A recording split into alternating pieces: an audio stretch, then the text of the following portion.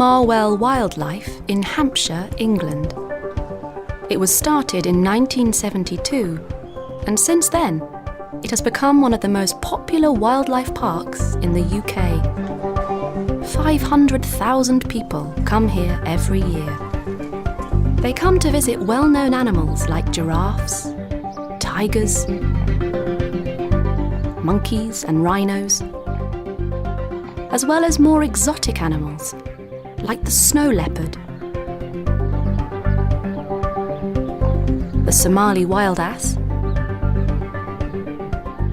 and the ring-tailed quachi. There are reptiles like this green tree python, and birds like these flamingos.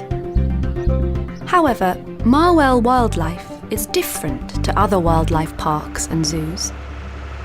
It's a charity dedicated to the conservation of different species of animals. Some of these species are endangered, like the gravy zebra, with a population of just over 3,000.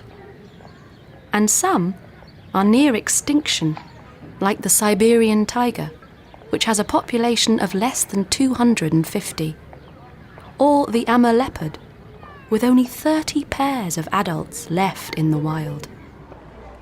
For 40 years, staff have brought animals like these to Marwell because their natural habitats, the places they live in, have been destroyed by humans and by climate change. It's a sad fact, but if these animals were left in the wild, they probably wouldn't survive. In Marwell Wildlife, they live and breed safely, and unlike many other zoos and wildlife parks, they have lots of space. However, Marwell Wildlife hasn't always been like this. It used to be smaller and used to have fewer animals.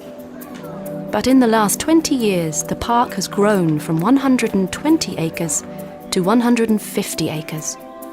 It has become a more open park, where the animals have much more space.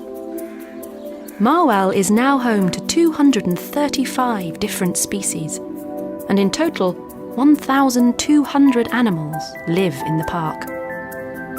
If it weren't for Marwell Wildlife's conservation work, many of these animals would be extinct in the wild. Sadly, though, some of them already are. This is the scimitar oryx. They are a type of antelope that used to live all over North Africa. They have always been hunted for their large horns, and now there are none left in the wild. They only live in places like Marwell Wildlife, where they are part of a breeding programme.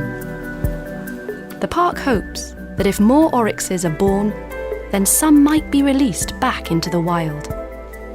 They have already done this with some oryxes, which have been released in Tunisia. The oryx breeding programme has been a huge success, but there are many other strange and beautiful creatures still in danger. If places like Marwell Wildlife didn't help, many of these amazing animals would die out completely.